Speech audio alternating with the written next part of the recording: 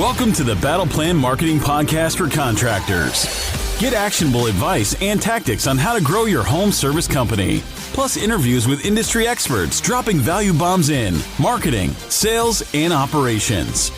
And now, let's power up your home service biz with your host, Mark Ambrose of Battle Plan Marketing.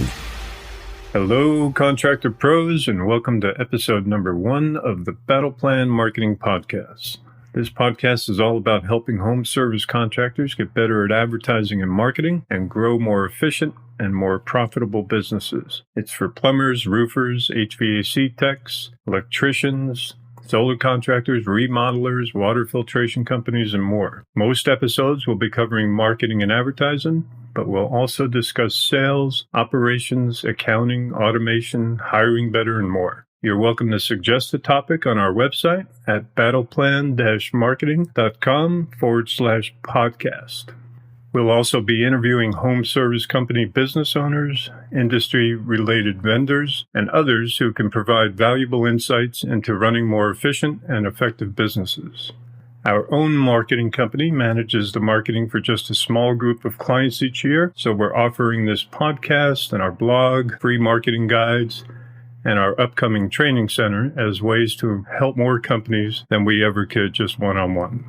I'm sure I won't be the best podcast host you ever heard, but hang in there with me. I promise to do my best to deliver real value every episode that you can act on and make it worth your time and attention. Why contractors? Because you're one of America's last skilled industries that hasn't been taken over completely by giant corporations. Because you build our homes, offices, and stores and help keep them safe and operating at their best. Our skilled trades and other small businesses are the backbone of America. I thank you all for your service. All right, I'm not really into small talk, so let's dive right in and see where we can find some golden nuggets. I absolutely love those business turnaround and investing TV shows like Shark Tank, The Profit, Bar Rescue, and others like that. Can't get enough of them. You could say I'm addicted to them. And if you watch enough of those shows, you'll soon discover that businesses and their owners share 4 very common issues that block their success and growth. Number 1, most business owners don't know their numbers. Criminal. Number 2, the business owner's ego is almost always hurting their business. Number 3, there is no business or it struggles a lot if the owner isn't there to work. And number 4, there is no why, no mission, no company culture besides making money or being the best. Those are not whys. A painful byproduct of these issues is that most contractors are working their tails off 60 to 80 hours a week or more, doing everything, going everywhere. Most guys don't own a company. They own a really hard job with absolutely terrible working hours. As a result of that, many have struggling relationships with their spouses and families, their friends, their employees, with everybody. It's a very serious problem, and I take it very seriously. Overworking your ass off and dying of a heart attack at 40, 50, or 60 years old is not the American dream. So now in my old age, I'm here to do my little part to try and help save a few of you from that madness and torture. We'll be tackling each of these 4 issues together and then on to marketing, measuring, optimizing, and scaling your company. I'll be taking my own company through the same processes right along with you. The good news is, when you fix these 4 issues, then you'll have created a sustainable and scalable business that runs without you having to be there. You'll be able to take vacations without your company falling apart or you dreading the workload when you get back. You'll have a business you can sell, and more importantly, that others will want to buy. You'll have a business you can pass on to the next generation if you want. So let's take a look at why so many businesses struggle and die and how to correct that for your company. Most businesses get started because the person, the owner, is really skilled at something and wants to open their own business. I want to be my own boss is the common phrase, right? But then they quickly find out that running a business requires several other skill sets that are very different and diverse from their principal one. sales, marketing, customer service, operations, dispatching, inventory management, insurance, benefits, accounting, taxes, warranty repairs, truck and building maintenance, on and on. I'm exhausted just naming all of that. Of course, very few of us are superhuman and can do all of that ourselves, nor should we be doing it all. But if we want a thriving business that produces the greatest return with the least effort and cost, then how we deal with those needed skill sets will determine much of our fate of our business. The founder of LinkedIn, Reid Hoffman, said, and I quote, "Being a business owner is like jumping off a cliff and building an airplane on the way down. We never have all the parts needed in the beginning. It's a process, and that's okay.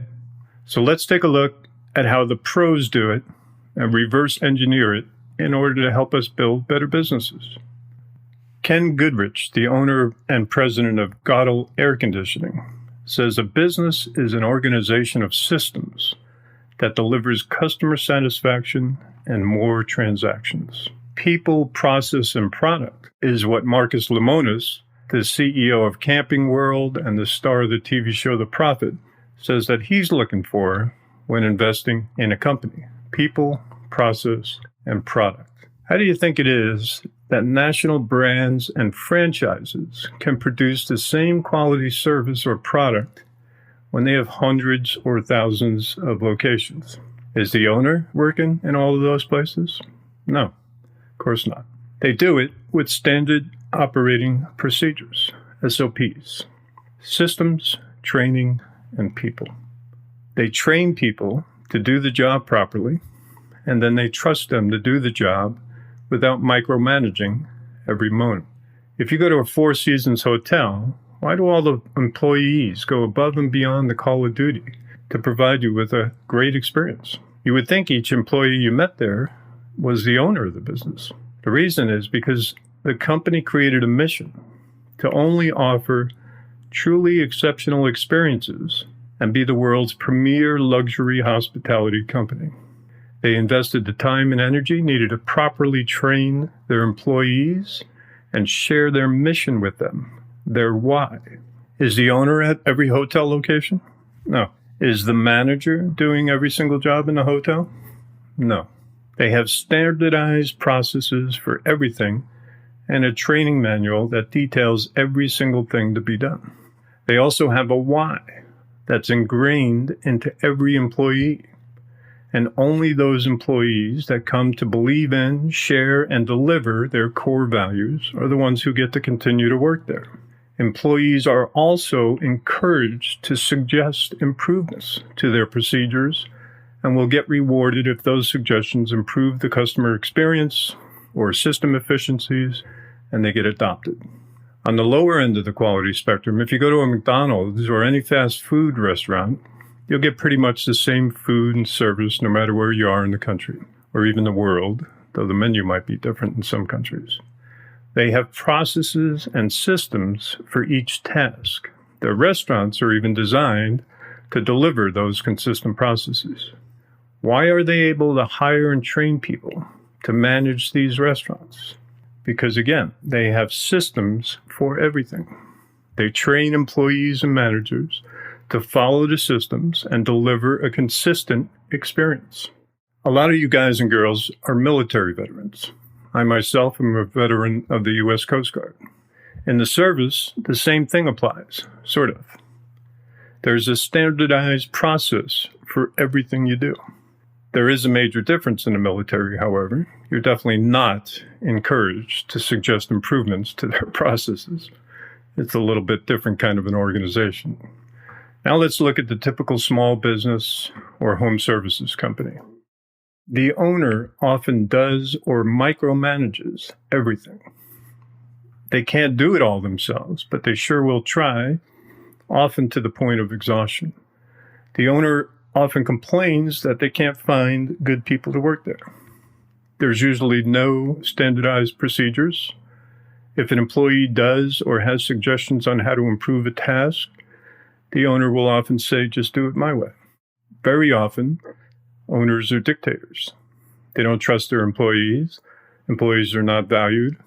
Owners don't ask for or respect their employees' opinions on how to improve things. And quality control is usually lacking. There's also no why, no mission, no company culture, other than increasing sales and completing the services, the jobs needed to be done. What's the result? Employees are unhappy or even scared of losing their jobs. They're stressed and unproductive. There's usually high employee turnover. The customer's experience varies from one job to the next, which produces many unhappy customers. Referrals from customers are low, or the referral leads are not of a very high quality because they know who you are, but they don't trust you completely. Advertising and operating costs are high, usually. The business owner is usually stressed and burned out, and yet he or she still resists change even though they're struggling. The first step to curing all of this is admitting that you need help and that it takes a team to run a great business. There's a great book that speaks wonderfully on this subject, and it's one of my all-time favorite books, in fact. It's entitled The EMyth Revisited by Michael E. Gerber. Gerber like the baby food. Write that down and go buy yourself a copy. The EMyth Revisited by Michael E. Gerber. It'll be one of the best things you ever did for your business. So how do we cure this disease of the business owner's ego and overmanaging? And remember, this disease is directly responsible for many owners working 60 to 80-hour plus weeks, are stressed and burned out, constantly seeking new employees to replace the lost ones, and dealing with unsatisfied customers. It's the reason they can't take a vacation without their business suffering. It's the reason why their wife might want to clobber them over the head with a frying pan. Remember the traits Marcus Lemonis looks for in a business: people, process, and product. And the words of the LinkedIn founder: being a business owner is like jumping off a cliff and building an airplane on the way down. So it's very normal to be in this position as a business owner. You haven't failed. You haven't done anything wrong. You jumped off the cliff, and now you just need to start collecting the parts needed to build your airplane so you don't crash. Step number 1 is to figure out what you want your company culture to be. And that's always going to be about people other than you. What's your mission? What's your unique selling proposition? What makes your company different from every other company in your niche? Why should prospects choose your company? What's your why? Go and look on YouTube for a TED Talk video from Simon Sinek, S-I-N-E-K, entitled Start with Your Why, How Great Leaders Inspire Action. Or better yet, go buy his book by the same name and dive deeper. Briefly, he states that every company knows what they sell. Some know how they make what they sell, but very few know why they make and sell what they sell. So what's your why? For example, our why is to strengthen the backbone of America's home service companies by helping them stop wasting tons of money on bad advertising and marketing, and instead focus on their business and personal goals to develop the strategies and tactics needed to achieve these goals. We don't sell marketing services to companies without first taking them through that journey. It sounds simple, right? Well, no, not really. It's a lot simpler just to sell companies some advertising, websites, or SEO. It takes a lot more work from us and our clients to take them through the proper process of creating goal-oriented battle plan that measures and tracks successes and failures.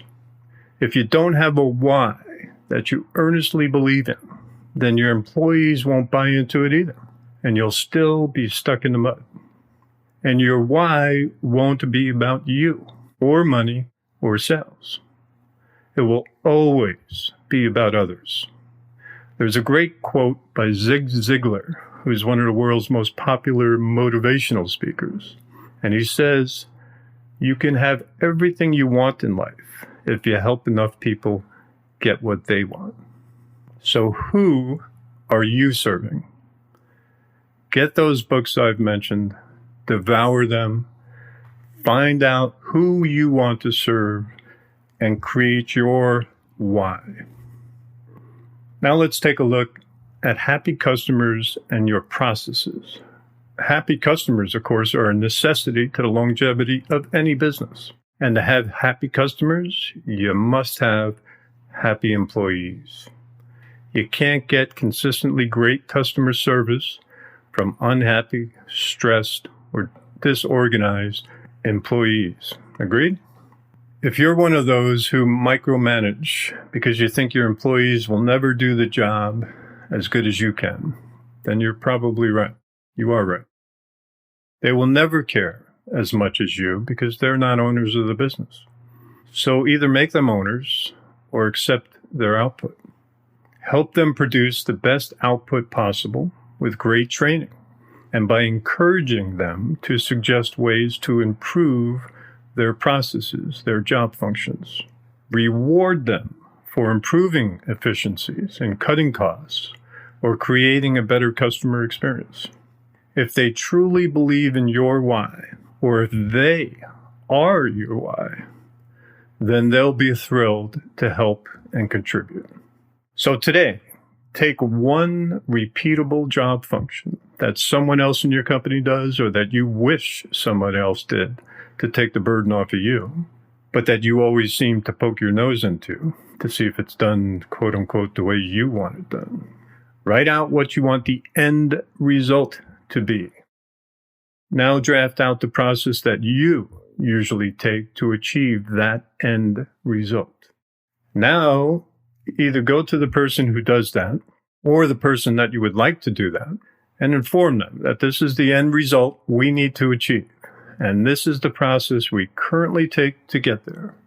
Let them know that you value them and that you'd like them to take on this responsibility.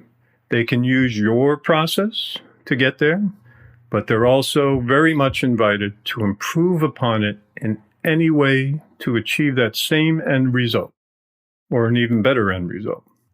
If they can improve upon the efficiency, costs, or customer experience, then there'll be a reward in it for them.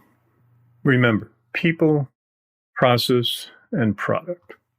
Help them succeed, and your company will benefit as a direct result. Here's another quote I love from Gary Vaynerchuk, also known as Gary V, who is the CEO of a several $100 million marketing agency and several other companies as well. He goes on to say, your employees don't work for you. You work for them. I would add that your employees work for themselves and their family first, your customers second, and you're last. And if you think it's any different than that, you'll have high turnover and problems forever. Let employees and managers create your SOPs, standard operating procedures, and reward them for improvements and quality. Then have them write down that new standard operating procedure for the task.